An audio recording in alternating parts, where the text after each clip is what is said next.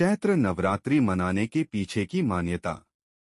रंभासुर का पुत्र था महिषासुर, जो अत्यंत शक्तिशाली था। उसने कठिन तप किया था। ब्रह्मा जी ने प्रकट होकर कहा, वत्स, एक मृत्यु को छोड़कर सब कुछ मांगो। महिषासुर ने बहुत सोचा और फिर कहा, ठीक है प्रभु।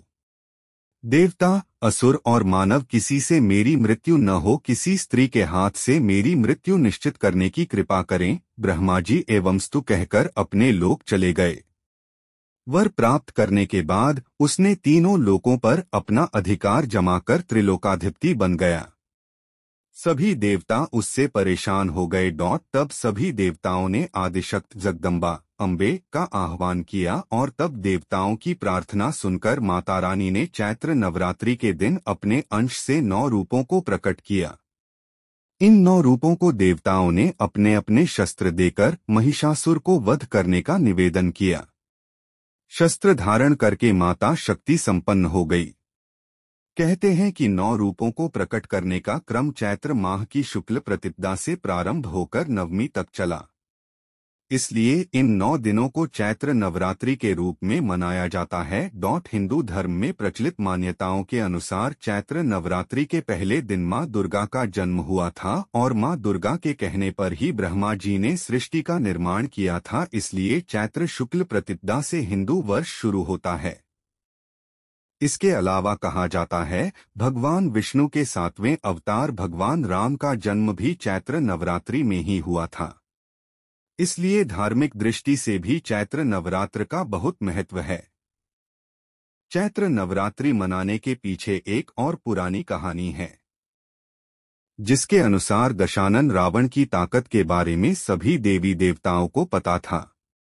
इसलिए सीता को लंका से वापस लाने के लिए जब श्री राम रावण से युद्ध करने जा रहे थे, तो उन्हें देवताओं ने मां शक्ति की उपासना और आराधना कर उनसे विजय का आशीर्वाद लेने की सलाह दी।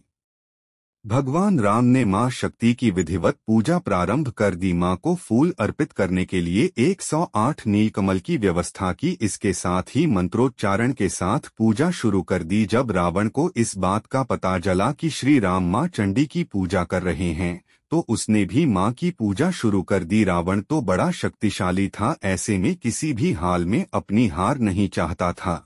इसलिए उसने राम के 108 फूलों में से एक चुरा लिया और अपने राज्य में मां चंडी का पाठ करने लगा।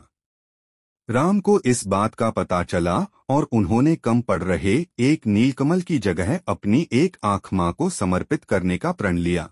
लेकिन जैसे ही श्री राम अपनी आंखें निकाल मां को समर्पित करने जा रहे थे, तभी मां प्रकट हुई और उन्होंने भगवान राम को जीत का आशीर्वाद दिया।